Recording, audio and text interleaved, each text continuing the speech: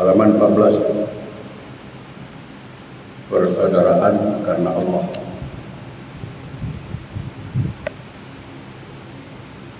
Persaudaraan karena Allah adalah persenyawaan ruh dengan ruh, pertemuan hati dengan hati, sebuah ikatan imani yang berlandaskan takwa, sebuah kebersamaan menapaki jalan ilahi, senantiasa berpegang teguh pada ajaran Allah. Oke, jamaah berbahagia, kalau kita bersahabat karena Allah, maka ada ikatan batin di situ. Ada ikatan batin. Terkadang bersahabat karena Allah melebihi dari adik-beradik, kadang-kadang ada.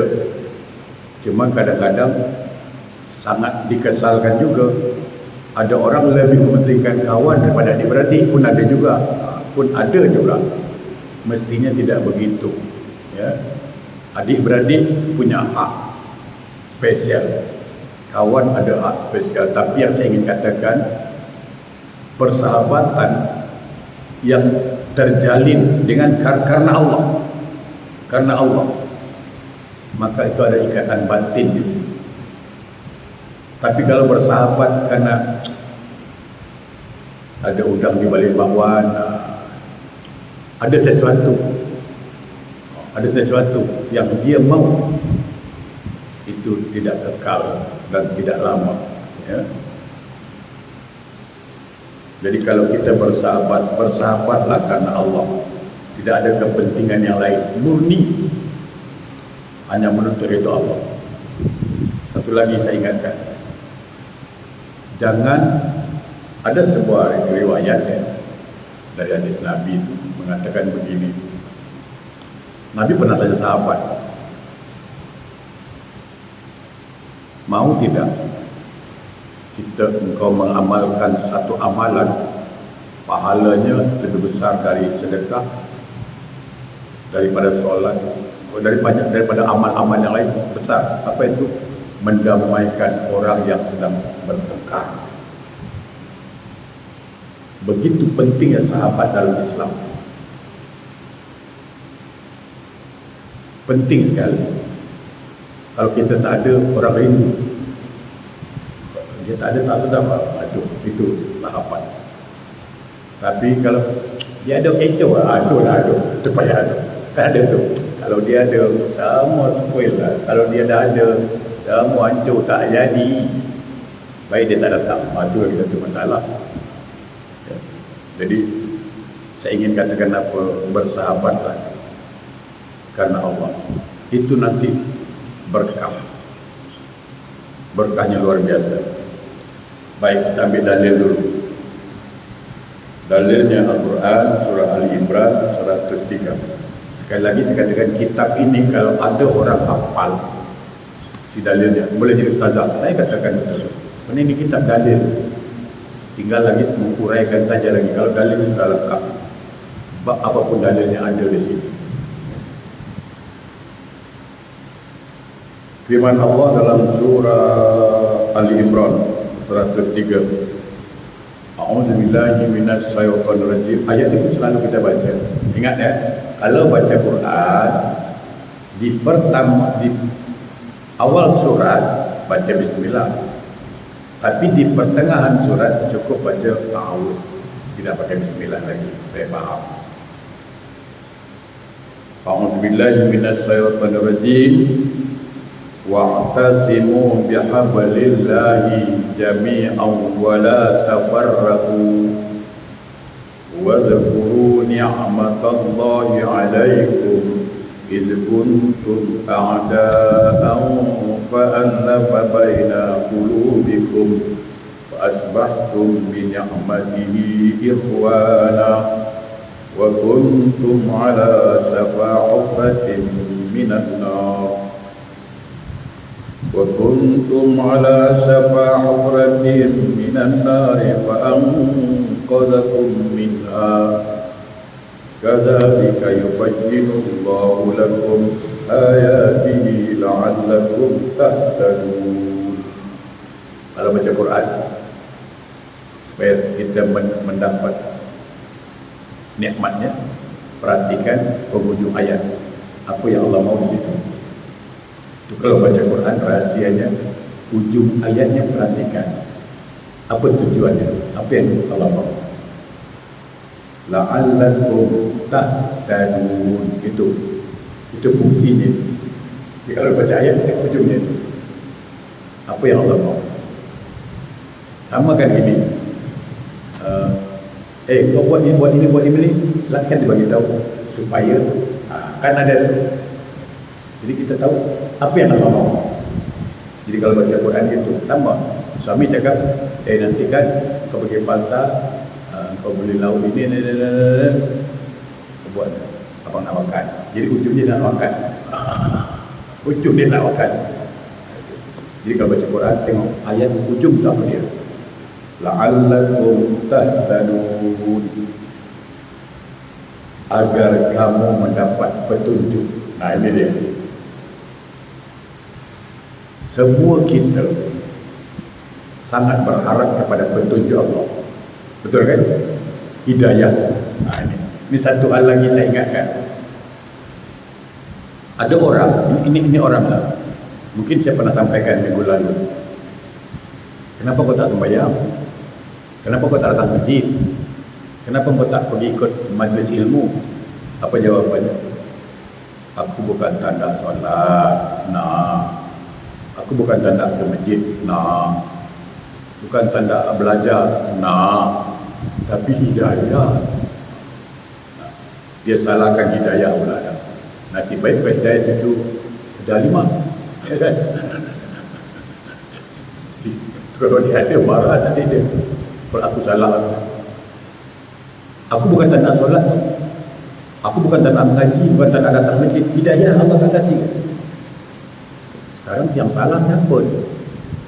Dia tak ngaku salah atau yang disalahkannya hidayah pula. Allah yang disalahkan. Saya ingin katakan satu, kalau orang cakap begitu, aku bukan tak nak buat baik, aku bukan tak nak solat, tapi hidayah tak dapat. Tanya dengan dia, tolong engkau baca kalimat tasbih subhanallah. Itu dulu jawab soalannya. Dia akan baca. Apa dia cakap? Subhanallah. Betul. Tolong engkau artikan. Bagi dia je ilmu. Nanti dia artikannya, Maha Suci Allah. Okey. Kau dah cakap kan? Sekarang tanya dia balik. Engkau yakin betul-betul Allah Maha Suci? Yakin. Tapi tadi kau salahkan Allah, berarti Allah tak suci. Kau ni betul lah sikit cakap, ya kan? Sementara dia mengakui Allah Maha Suci. Maha suci dari segala kelemahan, Maha suci dari ketidakadilan, Maha suci dari sifat bohong. Betul? Semua Maha Suci, Maha Suci. Tapi kau katakan pula, aku tak bukan tanda solat, tak mau ngaji, tapi hidayah tak dapat. Ini kan yang salah Allah. Bukan. Ni saya bagi tahu hidayah. Ini contoh mudah. Haji Razak, contoh paling mudah. Haji Razak jalan dengan kawan, tiba-tiba dengar suara azan. Allahu Akbar, Allahu Akbar, Allahu Akbar, Allahu Akbar. Soalan saya, itu petunjuk atau tidak? Hidayah atau tidak? Itulah hidayah, diberi pada kita lewat telinga. Haji Razak, dia mau hidayah itu, dia pergi masjid sembahyang. Ada orang tak mau. Dia tak mau, dia cakap Allah tak kasih lah. Ya kan? Allah dah panggil, dia tak mau. Allah disalahkan dia, tengok. Kenapa tak sembahyang? Tak dapat hidayah tu apa? Itu petunjuk kan? Hayya 'alas solat, itu bukan petunjuk. Itu kan hidayah lewat telinga. Ada hidayah lewat mata. Sedang bersikap, semua nampak masjid, itu hidayah. Singgah atau tak singgah, itu lain cerita lagi. Engkau nak tanda, kan terserah engkau sekarang. Kau nak hidayah tidak? Allah dah kasih apa? Jadi jangan cakap hidayah tak dapat. Kau tenang kau cakap Allah bersalah. Itu, ya. Jadi kalau kita ingin mendapatkan petunjuk, nah ini dia, ini ilmunya. Jadi kalau baca Quran, perhatikan ujungnya itu apa yang Allah mahu sebenarnya. Ujungnya apa tadi? La'allakum tahtadun, agar kamu mendapat petunjuk, yaitu hidayah. Maka baru kita tengok apa yang Allah mahu. Pertama, wa'tasimu bihablillah. Itu dia. Wa'tasimu bihablillah, dan berpegang teguhlah kamu pada tali Allah, artinya Islam. Peganglah teguh dalam persaudaraan, berpegang kepada ajaran Islam. Saya ingin katakan apa? Ya? Minta maaf, kita melihara burung, diberi pelihara apa, ada pahala tak ngasih makan burung, pelihara kucing, ya kan? Saya selalu katakan, apa lagi pelihara bini, isteri, anak, ya kan? Itu saya selalu mengatakan, saya kadang-kadang heran, ada orang lebih sayang dengan kucing, balik kerja ciu-ciu nyawa, suami dia tak tahu, ya bukan suami dia tegur, kucing dia tegur. Nama kucing bagus, Rizka, Eva, nama kucing dia betul, nama kucing kemarin Robert, Tony. Balik kerja kucing dia layan dulu, bukan suami, bukan anak dia kata. Allahu Akbar. Jadi saya ingin katakan apa? Kalau kita berpegang pada ajaran Allah Islam, saya ingin katakan apa? Kalau ada orang tidak berbahagia dalam mengamalkan ajaran Islam, ini ada yang salah dalam hidupnya. Ada konsep yang salah. Percaya atau tidak? Kalau dalam rumah tangga, dia mengamalkan ajaran Islam, bahagia tak isteri rumah tangga? Bahagia. Kenapa pesan Rasulullah, lidiniha fasbar bijatiddin, kalau karena agama engkau nikahi perempuan itu, pasti hidupmu bahagia. Semua orang ingin mencari kebahagiaan tapi jauh dari agama, nonsense. Betul saya katakan. Ada tak orang bahagia dalam rumah tangga? Suami tak solat, isteri tak solat, tak. Tidak, takkan bahagia. Gua tengok Nabi tak ada aircon rumah dia, lantai tanah. Banyak kita tengok di tempat-tempat lain, lantai tanah, apa, atapnya masih daun, ya kan, dinding kayu.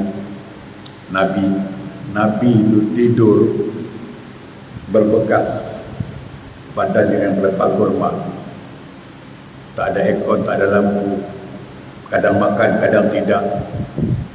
Tapi apa Nabi cakap tentang rumah tangga dia? Al-baiti jannati, rumah tanggaku laksana surga bagiku. Tapi suami sekarang cakap panas. Kenapa? Karena jauh dari agama. Begitu juga bersahabat. Kalau bersahabat berlandaskan agama, saya katakan nikmat kita. Jumpa, Assalamualaikum, ya kan? Ada beberapa tempat kita tak usah beri salam atau tak perlu menjawab salam, tak perlu, ya kan? Mana tempatnya? Satu, kalau kita dalam toilet, orang bagi salam tak payah jawab, akan ada kalimat Allah di situ, tak payah bisa. Yang kedua, kat kubur, kita beri salam kat kubur tak? Ada tak beri salam? Tak usah jawab. Kalau dia jawab, kita pergi. Jangan tunggu jawapan pula. Aku bagi salam, dia tak jawab. Jangan. Orang kubur tak usah jawab. Baik. Itu satu. Jadi kalau ingin mendapatkan petunjuk dari Allah, peganglah teguh agama Allah dalam bersahabat. Kalau memang sahabat kita salah, ini dia, kembali kepada Al-Quran. Wa ta'awanu 'alal birri wat taqwa, bertolong-tolongan dalam kebaikan. Wa tawassabil haqq wa tawassabil sabr, berikan nasihat sabar. Itulah sahabat yang baik. Kadang-kadang kita kan gitu, aku malas nasihat dia, nanti tersinggung nanti. Tidak. Sahabat yang baik adalah sahabat yang mengingatkan kita kepada Allah, itu baik. Bukan sahabat yang melalaikan. Sahabat yang mengajak kita semakin dekat dengan Allah, itu baik. Maka saya katakan, kalau kita bersahabat tidak berlandaskan karena Allah, maka itu akan ya sekedar aja lah bersahabat, tak menikmati. Saya ada beberapa sahabat ada yang dah meninggal. Itu kadang-kadang kita walaupun kalau jumpa macam adik-beradik betul lah. Ya, tentu adik-beradik lebih lagi lah. Ya, ada di antaranya di Jakarta sekarang dah meninggal, dia kena COVID. Nah, itu sebulan sekali telefon. Padahal dia orang mana, saya tahu orang mana. Tapi dulu pernah kita makan satu piring, merantau sama-sama susah, atau macam adik-beradik lah. Memang karena Allah. Dia kalau saya ke Jakarta, kalau tak tinggal rumah dia, dia menangis, sedih dia. Kalau dia datang ke Batam, saya kena pula rumah saya, pasti datang. Itu begitu dekat keluarga, walaupun bukan satu darah sama saya, bukan satu suku lagi malah. Ini nikmatnya kalau kita bersahabat karena Allah. Kalau memang dia salah, okey, nasihati, jangan pernah bosan. Tapi ingat ya, bezakan nasihat dengan marah. Ini lain. Kadang-kadang dia nasihat tapi dia marah pula. Engkau ni bila nak taubat? Bukan nasihat. Bila kau nak insaf? Bila kau nak taubat? Kau umur dah tua tu. Itu. Kau tak mati. Itu bukan nasihat tu. Marah tu. Satu lagi, nasihat itu jangan depan orang. Jangan depan orang. Bawa ke tepi. Ya. Saya banyak juga nasihat orang. Kadang-kadang saya malu sendiri. Kenapa kadang-kadang saya pun ada kelalaian juga di situ. Ya. Kadang nasihat orang pandai, tapi anak sendiri lupa nasihat. Kadang ada juga kita mengaku jujur itu. Ya. Satu. Kalau memang dia salah, kita nasihati. Tapi jangan di depan orang. Dan bedakan, ingat ya, kalau kita beri nasihat dari hati, insya Allah yang terima hati, yakin. Tapi kalau nasihat dari mulut, tak dari hati, maka yang terima mulut. Makanya ada ilmunya menurut pakar psikolog anak. Seorang ibu, seorang ayah tidak boleh marah pada anak lebih dari 1 menit. Dan itu saya cuba amalkan. Dan setelah dia marah, diusahakan untuk memujinya sehingga dia tidak merasa bersalah. Ini bagus. Jadi umpama begini, kita cakap dengan anak, kau balik berapa? Balik malam. Dia cakap gitu kan, jangan lebih pukul 10 ingat, jangan lebih pukul 10. Mak tak suka kau balik malam-malam. Sekali dia balik pukul 12 atau pukul 1, maka kita boleh marah 1 menit. 1 menit. Mak kan dah cakap, tetap dari hati. Jangan emosi nanti emosi juga terima. Itu harus diingat betul-betul. Mak anda cakap, jangan balik pukul 12, balik pukul 10. Apa dah jadi? Dia dalam beberapa 1 menit. Setelah itu bagi tahu dia, kau tahu, mak risau. Situ dia mulai apa? Baru dia dapat tangkap kenapa mak dia bercakap begitu, kerana maknya risau. Dia dapat tangkap sekali. Kau tak balik, mak risau, apa-apa jadi. Kau ingat mak tak risau ke? Kau tak ada. Mak risau. Apa jadi? Kalau kau sayang mak, dulu kau tak macam ini. Itu dia. Itu dia kasih dia. Dulu kau baik. Mak senang suka dengan kau. kau baik dulu. Mak cakap balik pukul 10, kau balik betul. Kenapa berubah sekarang? Dia akan merasa apa? Dia tidak. Kau ni, dia bilang,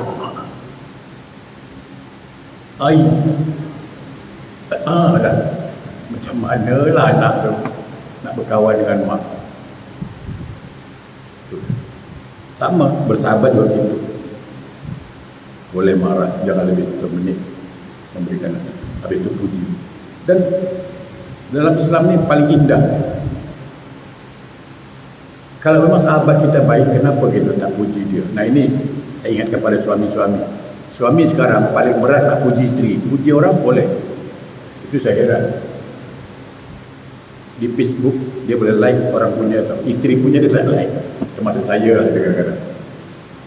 Isteri saya punya Facebook saya tak pernah like.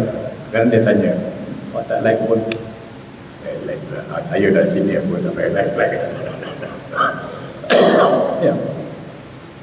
Ada orang sebelah kaki laut dia boleh puji tu. Siapa kat sini? Tetangga sebelah. Pandai masak. Tengok. Sedap masakan dia. Sekali kasih masak sedap. Isteri dia masak 20 tahun, tak pernah cakap sedap. Kenapa tak kesal isteri tu? Nanti lama-lama dia jawab, dia suruh dia masak. Macam tak kacau nanti. Ya? Baik. Wala tafarraqu, jangan berpecah belah. Jadi kalau kita mau hidayah pertama, bersahabatlah karena Allah. Itu dia.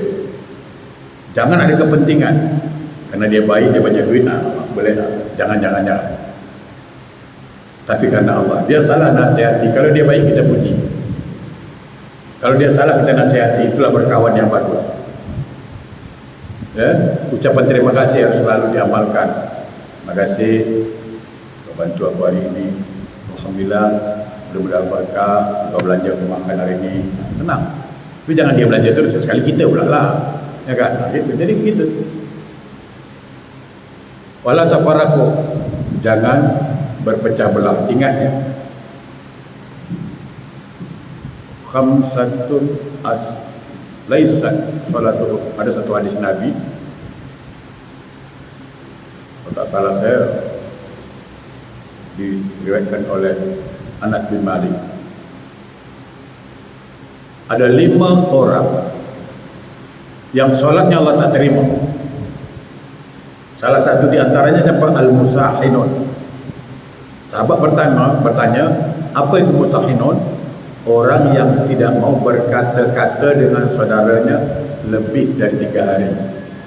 Maka ulama berpendapat, kalau orang tak mau berkata-kata, orang tak tegur siapa, halalnya cuma 3 hari. Lebih dari 3 hari haram. Amin. Maka wala tafarraqu, jangan berpecah. Ustaz, saya bukan tak nak tegur Ustaz. Ada, ini satu kes di masjid lain. Adik-beradik 8 orang. Cerita dia lah. Dalam adik-beradik itu dia paling miskin. Dia paling miskin. Jadi dia selalu dibuli lah kan dia miskin. Jadi kalau ada kenduri ke apa ke, siang-siang dah sama. Cuci piring kau lah, apalagi kau kan biasa cuci piring lah gitulah. Jadi kadang-kadang dia pun nak duduk buat sama adik-beradik kan. Tapi kerana dia miskin, memang tak dia cuci piring. Kadang dia sambil nangis, dia cerita. Sambil nangis, Ustaz, saya cuci piring Ustaz. Saya tengok dia ketawa adik-beradik. Saya ni kan termasuk adik dia juga, adik-beradik. Tapi saya kena miskin Ustaz. Dia cerita dia saya tu. Sekarang saya malas Ustaz. Tapi saya, raya datang. Kalau ada apa, saya datang. Tapi untuk apa tidak lagi lah. Kerana saya, apa dia cakap, suka dihina lah. Nah ini. Jadi dia tidak mau datang. Dia tidak mau bertegur sapa. Bukan nak putuskan silaturahim, bukan, mengelakkan. Itu beza dengan putus ya. Sama. Aku tak nak kawan dengan dia, aku tak nak tegur dengan dia. Bukan aku putuskan silaturahim. Berkawan dengan dia, saya cerita orang, itu boleh. Untuk mengelakkan daripada maksiat. Itu beza kan itu nanti. Bukan kerana marah. Beza nanti itu. Saya tak berkawan dengan dia, kenapa Ustaz? Setelah itu tak betul. Ya, tetap. Tapi saya malas Ustaz. Kenapa? Dia kalau buat dengan dia, cerita harta dia aja, cerita anak dia aja. Kita pun ada anak tu. Kan ada orang jenis gitu. Satu anaknya doktor. Ada satu cerita kawan di Indonesia lah. Ibu tu jual cendol dekat pasar. Satu orang beli. Yang beli bukan calon orang besar. Dia tanya, berapa lama ibu jual cendol? Oh, dah 20 tahun. Anak berapa bu? 4. Mantap ibu 4 anak. Oh, semua dah jadi semua lah. Dah besar semua. Satu di bank. Oh, satu dekat parlimen. Dewan. Satu dekat balai polis. Yang satu dekat mahkamah. Asal anak ibu satu balai polis, satu di bank, satu lagi apa di parlimen. Mantap. Jadi polis bu, kerja bank bukan jual cendol juga. Rupanya jual cendol depan. Ingat kan? Rupanya dia bukan jadi polis jual cendol daripada polis dia. Oh, ingatkan apalah cerita tadi. Ya? Jadi tak tegur siapa lebih 3 hari tak boleh. Tak boleh. Solat ditolak. Efek. Sekarang kita bincang efeknya apa. Bayangkan kalau kita tak tegur dia kerana benci. Kerana benci ni. Terutama dia beradik. Gara-gara harta warisan. Inilah kadang-kadang susah nak cakap. Dalam mak tu susah dapatkan harta. Banting tulang. Susah dapat harta. Begitu mati, harta tu pula nyusahkan dia. Janganlah, kalau boleh, jangan. Ingat, adik-beradik kalau bergaduh, efeknya dengan emak dalam dikubur. Jangan, saya selalu katakan jangan. Saya pesan adik-beradik saya, kau nak berkelahi, ingat, orang tua dalam kubur. Tu adik saya diam. Saya tak cakap banyak. Kadang perempuan dengan perempuan, biasalah bergaduh. Dalam tanah lah, tu saya kena datang. Apa? Masalah apa? Tanah, okey. Aku tanya kau satu patah. Kau perlu tanah atau perlu emak sekarang? Kau jaga tak? Okey. Diam. Selesai. Saya ditakuti lagi. Bukan ditakuti. Kerana saya jarang gurau dengan adik-adik. Garang. Okay. Muka Jerman tapi hati Mekah. Muka Jerman hati Mekah. Okay. Efeknya apa? Kalau tak tegur siapa lebih dari 3 hari, satu, soalannya ditolak, tak diterima, bukan tidak sah. Yang kedua, kalau dia mati dalam keadaan yang haram. Karena tak bertegur siapa lebih dari 3 hari itu kan haram. Husnul khotimah, dia bukan husnul khotimah tapi su'ul khotimah. Itu masalah. Yang ketiga, pintu surga tertutup buat dia. La yadkhuluna jannah qati'ur rahim. Tidak akan masuk surga orang yang memutuskan tali silaturahim. Inilah masalah sekarang. Jadi sekarang macam mana? Maka kembali kepada tadi Quran mengatakan wa'tasimu bihablillah, berpegang teguhlah pada agama Allah. Bagaimana jalannya? Buka surah An-Nisa ayat 1. Ittaqullaha allazi tas'aluna bihi wal arham. Takutlah pada Allah, jaga silaturahim. Takut pada Allah, jaga silaturahim. Saya rela tegur dia, bukan kerana dianya, tapi saya ingin amal saya diterima Allah. Dia rasa mendahulukan kepentingan Allah, agama Allah. Saya rela tegur dia. Kenapa? Karena kalau saya mati, kalau saya tak tegur mati saya mati sesat nanti, su'ul khotimah. Okey, aku tegur dia, mengalah karena Allah lagi. Aku rela tegur dia. Kenapa? Karena aku ingin masuk surga.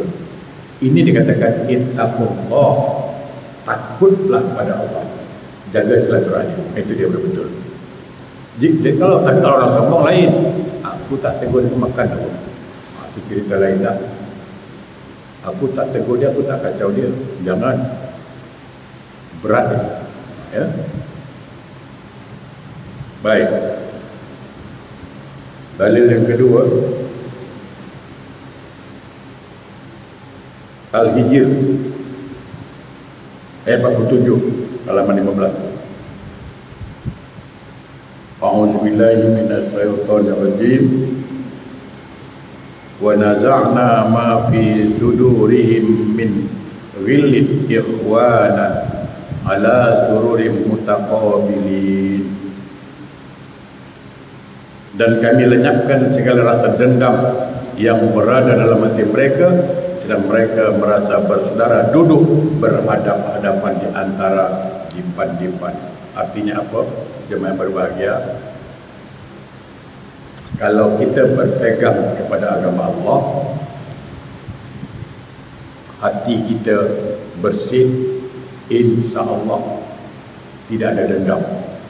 Karena dendam itu warisan iblis. Betul saya katakan. Iblis itu dendam betul dengan, bukan dendam dengan Nabi Adam, dengan kita anak cucu Adam pun dia dendam. Betul, iblis itu dendam habis, dendam kesumat. Ingat, jangan ada di antara kita punya sifat dendam, kerana itu warisan iblis. Tak boleh. Maka orang yang hati bersih, sedikit pun tidak ada rasa dendam, bahkan yang muncul rasa kasihan. Satu contoh, ada satu orang, contoh dia dengki dengan saya, dia suka fitnah saya tak marah dengan dia, tidak, dan saya tak akan marah dengan dia. Kenapa? Karena saya tahu ilmunya. Tapi sebaliknya saya kasihan dengan dia. Kenapa kasihan? Nah, ilmunya di mana? Sekarang dia fitnah saya, dia suka cela saya, dia suka ngumpat saya. Perhatikan betul-betul. Dia fitnah saya, dia dapat apa? Dosa kan? Saya dapat apa? Pahala kan? Saya dapat pahala. Dia mengumpat saya, dia dapat apa? Saya dapat apa? Buat apa saya benci dengan dia? Itulah ilmunya. Itulah ilmunya. Jadi saya senang, saya happy. Ustaz, tadi dia mengumpat, Ustaz, saya ketawa je. Apa? Kerana saya terbayang begitu banyak pahala dikasihnya tanpa saya buat. Itu garanti itu pahala dapat. Ustaz, kalau dia tak ada pahala macam mana? Dosa saya pindah dengan dia. Tak happy ke? Kita tidak, bila orang mengumpat aja kita mengamuk. Dah malaikat datang, hantar balik lagi dia. Ya kan? Itu happy-nya kita. Jika dendam tak ada lagi. Tapi dia fitnah Ustaz. Right. Kenapa? Kita tahu ilmu. Sebaliknya kita kasihan dengan dia. Kenapa? Amalnya habis, dosa kita dia terima lagi. Itu kalau hati bersih. Saya bukan kata hati saya bersih, bukan, tapi inilah ilmunya. Baru-baru ini cakap masjid, ada ustaz mengeluh dengan saya. Beberapa ustaz lah mengeluh. Cuma saya senyum dia. Tapi dalam hati lah, dia sadar sahabat saya. Ustaz window ni satu, tak ada, tak senyum. Ya, buat apa lagi? Kita bertemu beberapa ustaz. Macam mana ustaz kelas? Ini ustaz popular dekat Singapura. Dia menggeleng lagi. Jadi ustaz ni pun ada tak bersyukur tau. Saya cakap betul. Dia nyuruh orang bersyukur pandai, dia sendiri pun tak bersyukur. Dia menggeleng. Saya ketawa, kata kawan ni, Ustaz lagi, semua popularnya.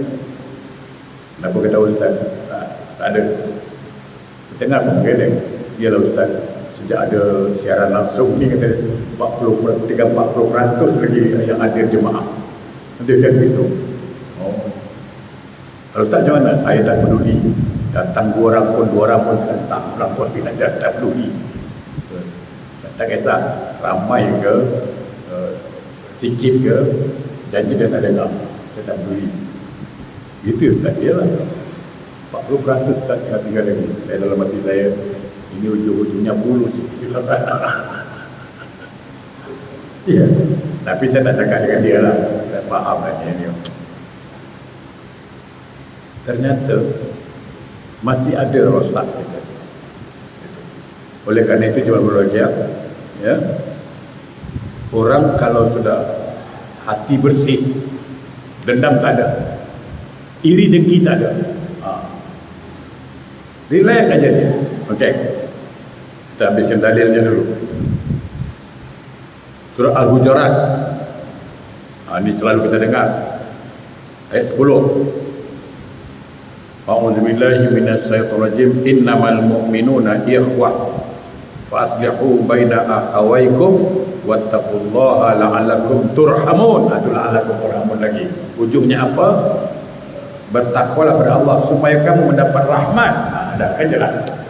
Untuk mendapatkan rahmat Allah, maka hendaklah sesama orang beriman itu bersaudara. Bersaudara dia. Nanti kita jelaskan Sabtu depan bagaimana persaudaraan dalam Islam. Ada beberapa dalil itu. Terakhir, ayat terakhir inilah sebagai dalil sekalian menambah ilmu kita. Surat Al-Hasyr 10. Kalau ada orang, ini ingat, ini ilmu saya sampaikan. Saya pesankan, minum saya dulu.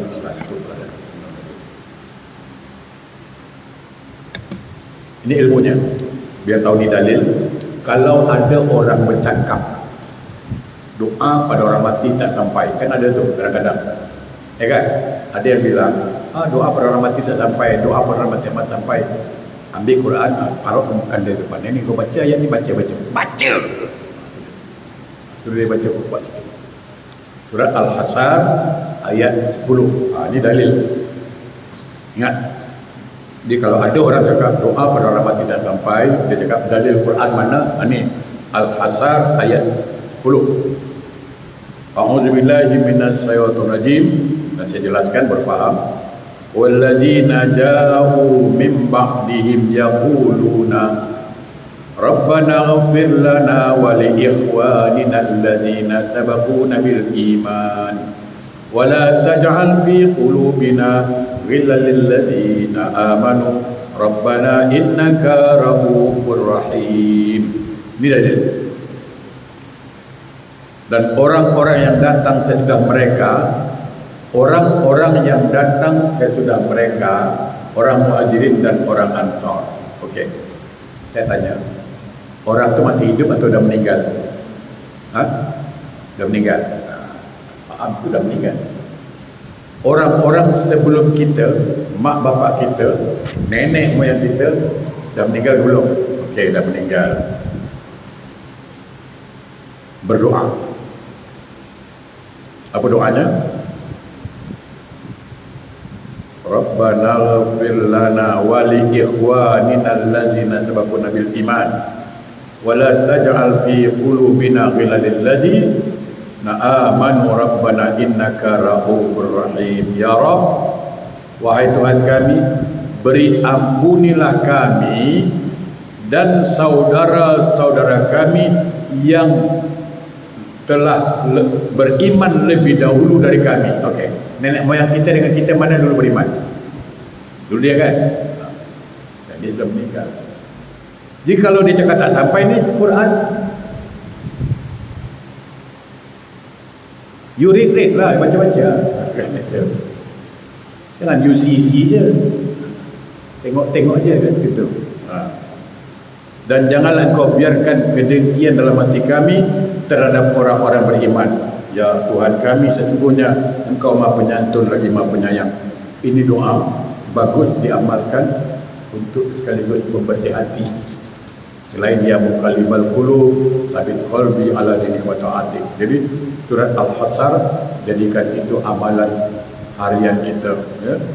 Rabbana ighfir lana wa li ikhwanina allazina sabaquna bil iman wa la taj'al fi qulubina ghillan lil ladzina amanu Rabbana innaka ra'ufur rahim.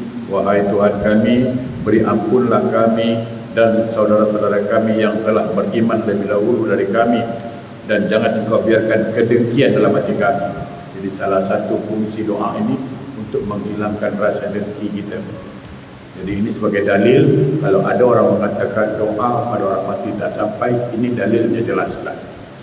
Ya? Logik, kalau tanya dalil logiknya mana? Kalau doa pada orang mati tak sampai, tu orang salat jenazah tu apa? Tak doa, Allahumma lahu warhamhu wa'afi'anhu. Ya kan? Kalau tak sampai, apa baca doa? Itu logiknya tu. Ya? Baik, insyaAllah kita jumpa lagi satu depan. Yang benar sampai Allah, yang salah dari saya, nanti kita bincang tentang hadis Nabi. Saya terima kasih kepada jemaah dulu.